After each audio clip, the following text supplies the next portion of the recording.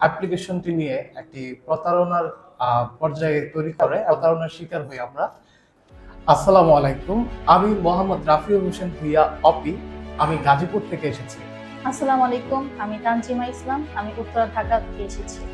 আমি এবং তানজিমা গত বছর একটি এজেন্সি থেকে জাপানি ভাষার কোর্সে ভর্তি হই এবং সেখানে অ্যাপ্লিকেশনের প্রসেসিং করা শুরু করি। কিন্তু আমাদের চূড়ান্ত পর্যায়ে সেই এজেন্সি সেই অ্যাপ্লিকেশনটি নিয়ে একটি প্রতারণার পর্যায়ে তৈরি করে এবং প্রতারণার শিকার হই আমরা।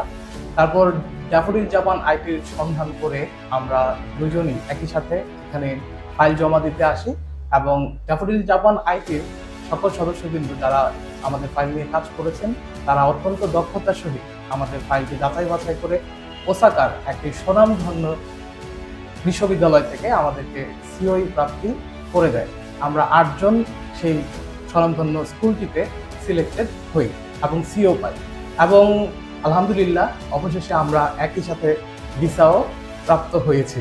এজন্য আমরা অসংখ্য ধন্যবাদ ড্যাফোডিল জাপান আইটিকে এবং আমরা অত্যন্ত খুশি এবং কৃতজ্ঞ ড্যাফোডিল জাপান আইটির প্রতি।